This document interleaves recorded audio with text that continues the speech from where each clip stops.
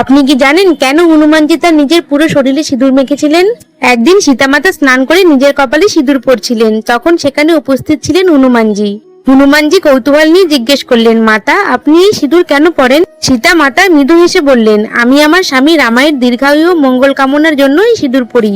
এই কথা শুনে হনুমানজি গভীরভাবে ভাবতে লাগলেন। তিনি মনে মনে বললেন, যদি একটু সিঁদুর প্রভু রামের মঙ্গল করে, তাহলে আমি যদি আমার পুরো শরীরে সিঁদুর মেখে নিই, তাতে নিশ্চয় প্রভুর আরো বেশি মঙ্গল হবে। এই ভেবে হনুমানজি পুরো শরীরে সিঁদুর মেখে নিলেন। যখন তিনি সেই অবস্থায় রাজসভায় এলেন, তখন সবাই অবাক হয়ে গেল। তখন প্রভু রামা হাসতে হাসতে জিজ্ঞেস করলেন, হনুমান, তুমি এ কি করেছো?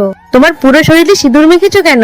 হনুমানজি ভক্তি ভরে বলল, প্রভু, যদি সামান্য সিঁদুর আপনার মঙ্গল করে, তাহলে আপনার সেবক পুরো শরীরে সিঁদুর মেখে আপনাকে আরো বেশি রক্ষা করতে চায়। এই কথা শুনে প্রভু রাম আবেগে ভরে গেলেন। তিনি বললেন, হনুমান, তোমার মতো ভক্ত এই পৃথিবীতে খুবই কম আছে। সেই দিন থেকে হনুমানজির গায়ে সিঁদুর অর্পণ করার প্রথা শুরু করা হয়। সত্যিকারের ভক্তি মানে নিঃস্বার্থ ভালোবাসা ও সম্পূর্ণ সমর্পণ। যদি এই গল্পটি ভালো লেগে থাকে, তাহলে চ্যানেলটি প্লিজ সাবস্ক্রাইব করুন আর সবাই মিলে বলুন, জয় শ্রীরাম।